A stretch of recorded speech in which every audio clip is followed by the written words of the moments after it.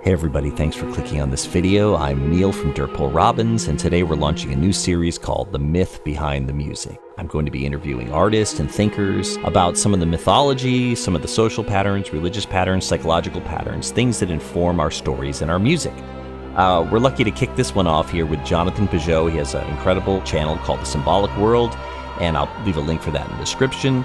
But Jonathan digs into the song Enchante. So we're going to do this probably in 4 parts, and in this part we get to know Jonathan a little bit, we get to know a little bit more about the project Queen of the Night, and we learn about the patterns we find in verse 1. So I hope you enjoy the video, and I'll talk to you again at the end. All right, thanks for clicking on this video today. I am here, very excited to be here. I don't know which way he is. I'm not going to gesture in all directions. With Jonathan Pageau today. If you're not familiar with Jonathan Pageau, he's really one of my favorite thinkers out there right now. He's also a collaborator on Queen of the Night. He was you know how you bring in experts for stories. Let's say you're making a movie about a certain era in civilization. It's a period piece. You bring in an expert to help you with that type of stuff. Well, I brought in a symbolism expert because my story I felt like was heavily symbolic. It's kind of a fairy tale. And Jonathan has got some of the most satisfying answers and descriptions of things. Like when he describes them back or why something's working or why it's not working, it's always like a light bulb goes off. And you also have a way of describing things in there where I can take that with me into life. It's not just like, oh, that's a satisfying description. It can actually help you shape the world as a creative person to see things in a way where I can extract more of useful meaning to an audience. So I brought Jonathan in for this. Jonathan is he's an icon carver. If you don't know what that is, I'm not going to explain it, but he does some really incredible art. Jonathan, you also recently just released a comic book that I was privileged to read the screenplay for immediately. It's called God's Dog. It's a palindrome, the name. It's really cool looking. And the art looks amazing. I can't wait to get my hands on it. When do the first copies go out? Man, we're doing the logistics of this, and it's really a nightmare. So sadly it'll still only be in about 2 or 3 months. But we're going to send out PDFs to everybody just because the shipping and the printing and everything. I think it's maybe COVID or something. Like the delays are crazy. I did not expect delays like this. So, by the way, Neil, I just want to thank you. First of all, thank you for having me on. And it's, me working with you on Queen of the Night to me has been, I feel like I didn't do much. I was just confirming your ideas the whole time because Neil is such a bubbling, creative person. And so it's been a joy every time we've talked. And I feel like he has just such a good symbolic intuition. It's just so natural for him that I was basically just confirming all his choices. Did I even change anything? I would just point little things. I don't think there was much. Yeah. So, I mean, it's like you just added levels of detail to things is what ended up happening. I didn't know. I wasn't sure if I'd hit a point where you're like, hey, this is incoherent. Dealing with symbolic content, I've always done it more intuitively. I kind of push things around, like when you're bothered by a tooth or something like that, you keep messing with it with your tongue, I think is the best example. So I kind of push things around, and then all of a sudden I feel them lock into place, right? Mm-hmm. And when they lock into place, I know I get it. And sometimes I'll even get like a lump in my throat if it's like it has that kind of emotional power to it as well. So you're much better at coherently describing these things. So I was like, I need to bring Jonathan in because if something's off, he's not going to miss it. You just never seem to miss those things. And, but I guess in your estimation, most of it was like heading in the right direction. It was working on those levels. And then you started to push out farther into some of the details we're going to see as far as like what's the liminal space of outer space and the liminal aspects of the ocean and our existence and how you incorporated some of those things and some of the suggestions you brought in. I think people are going to see those, and it's maybe that's the way to see it, is that I took some of your ideas that you seem to already be having and just tried to expand them in the sense of try to mention just how deep some of them were and how they connected to all these different things and some imagery maybe you hadn't thought about, but that it kept on adding on the frame itself. Yeah. Well, it's nice to find out you were right. You know what I mean? Yeah, it's good. I'm just kidding. So anyway, Jonathan, here's what I want to talk about. By the way, some of these conversations that I've had with other people regarding some projects did not go in the same way. Just so you know that I've been in other positions where I'm just scratching my head and with people tell me their story projects and thinking, oh man, I have no idea how to fix this. I don't want to do it. Yeah. So episode 3 is out. And episode 3 dealt with this great big gala. And also now people are very clear that the story at this point is taking place in the 1920s. So that now I made zero effort and brought no one in to try to be historically accurate to the 1920s. That was not my concern when I'm making a story. I know that there's channel after channel of people who want to pick apart movies and the periods they happened in and be like, they wouldn't have worn plate armor there. Or yeah, I made no efforts on outside of like trying to make sure it felt like that, but as far as the exact type of jewelry, all the type of things people would have worn, we just kept it close. Yeah, but it's also more like it's like a Metropolis version of 1920s. There's a science fiction element to it's like a science fiction version of the 20s. So it does have that kind of steampunk look with the airships.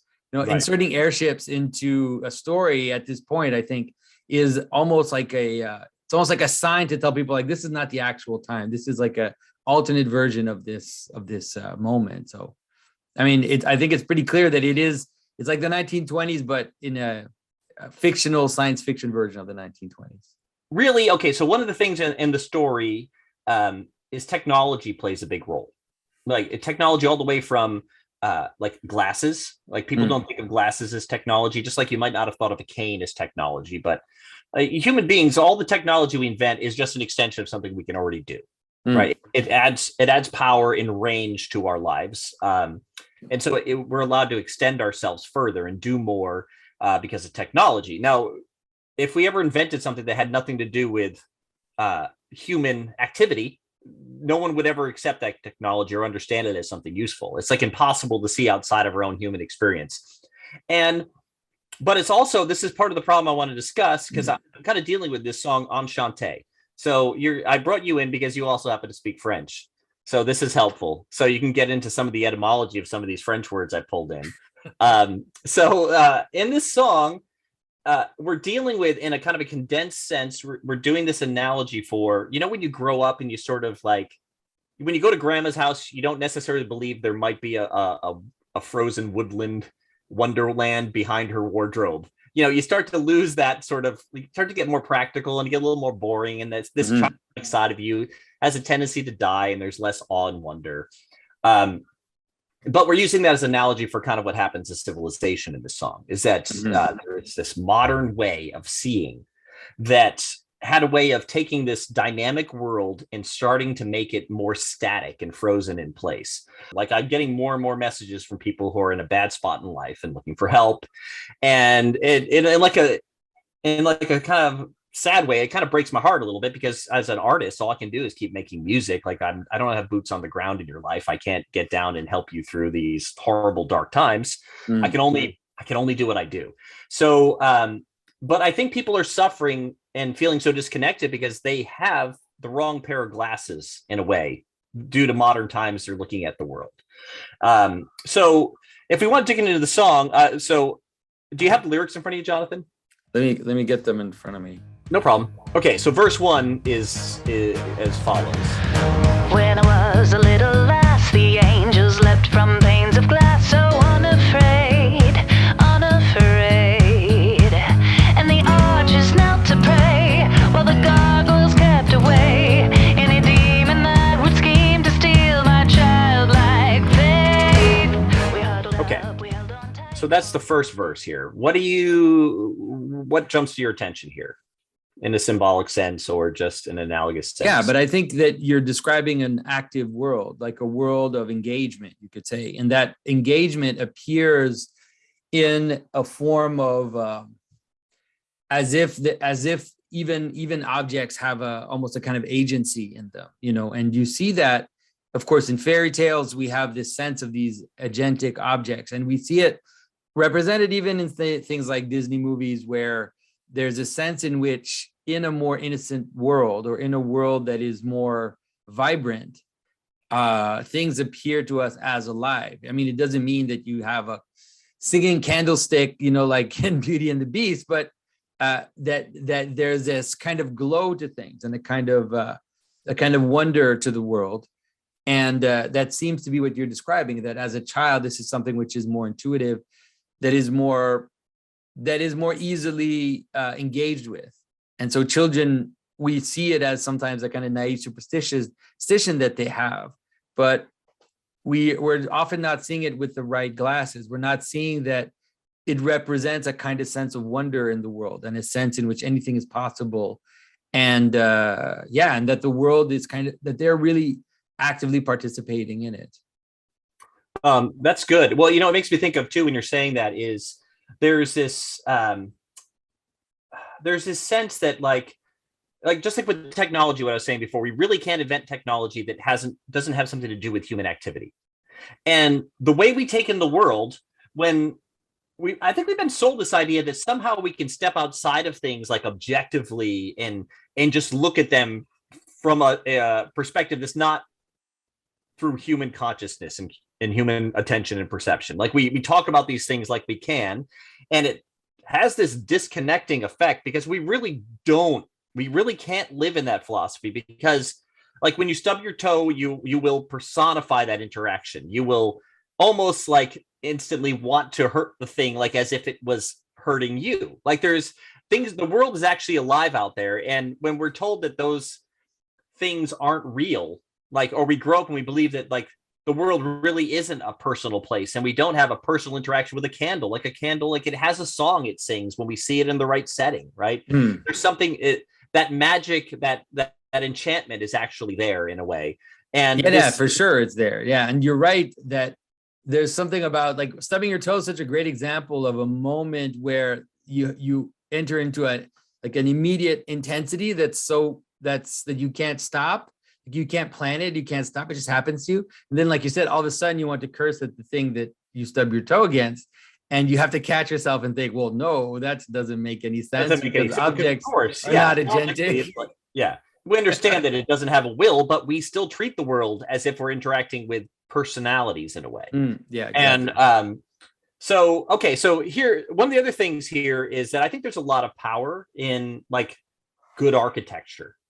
And it's something, so as being part of the Christian tradition over the years, like in Western Christianity, this is something that's kind of been thrown out, and for sake of making things relatable. And, so I went to a friend's church where they worked, and it felt like kind of like a low grade nightclub without this smell of beer and cigarettes. Their attempt was to make it more like things people understood. Now, at the same time, like the people they would love to come to that church the most, they're not coming, but those people will pay top dollar to go to Europe and tour the cathedrals and the basilicas and these sites. So there is something about the stained glass, like, so I'm kind of referring to like angels and stained glass windows and things like that here. And that there's something about the intention of the space that it actually is telling a story. And we kind of forget that, don't we? Like, I feel like some of this has been lost. Even the gargoyles, like modern Christians that I talk to, them, they don't understand why you would put something that looks like a demon on the outside of a building, because we're not connecting these patterns anymore.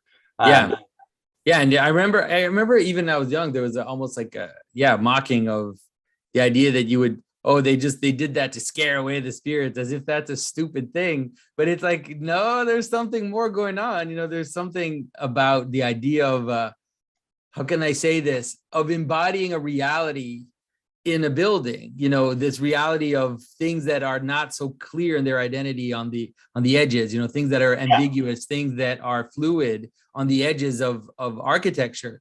It's like, that's actually kind of how the world works. That's how your category structure works, right? You have the things and that it makes sense, and then on the edge of that you have the things which you don't know and that are kind of confused and mixed or fluid, you could say. And so it's actually a world image that you've got in these old buildings. That's right. Well, and the gargoyle thing, for example, is something actually people don't realize. They see this symbolically every day. Like, so there's not just the door you lock to keep out danger. So the best example I have is a real quick one. There's a very kindly mother with her kids, and there was this guy who was kind of creeping on her at the grocery shop, and like it was to the point where I was about to step in. Really? Oh wow. She gargoyled up on him. Yeah, she just like, right. So she suddenly she hit a point where like you've gone too far, and it was like rawr, and she shut him down. And it shut worked. down, and he was like, oh, and he kind of made a scene, and then suddenly everybody's eyes were on him, and he couldn't get away with it anymore. Yeah. But that's not what this woman's like. But she is. But she was able to embody it at the moment Right. where she was faced with a strange threat, from the outside. Right. Yeah. It's that positive And- monster. It's like for the example I give for people to understand that is that, let's say you have people in a prison and then you have the prison guards. The prison guards are very close to what the prisoners are, right? In terms of their Spent a lot of being. time in the same space. They're almost the same, but they're Yeah. just one's on one side and one's on the other. It's like the guard on the wall of the city is of the same nature as the person attacking the city. You want that to be true, because or else they won't be strong enough to hold them off, right? So there's, like you said, there's it really is just a natural pattern of how we engage with things. Yeah, but I think it's part of so religious cultures, and part of the reason religion started to seem, I think, in a way like ridiculous to a scientific minded person over time, is that like the discussion of these things felt arbitrary or superstitious, and they didn't realize they were actually like this condensed discussion of things we see all the time, and the pattern of how everything good comes together in the world. And of course you give up that architecture, and it's like, okay, now that's one less level in which to experience the story on. All right, that's it for today's video. That was part 1 where we dug into Enchante. We're going to be doing this more. We're going to have another episode out in a few days. It'll help you pass the time waiting for Queen of the Night episodes, hopefully. In the meanwhile, I want to remind you that we're on Facebook, Twitter, Instagram, all the usual places. In fact, if you just visit our website, dirtpoolrobbins.com, from there you can navigate your way into our world farther. You can find our merchandise, records we have for sale if you're looking for physical copies. I really love our merchandise right now. We have a limited time Queen of the Night edition that has to do with specific episodes. You get to snag that quickly. And that's pretty much it. So keep an eye out. Make sure you like and subscribe. As always, commenting really helps us too. So I appreciate your attention, and I'll see you next time.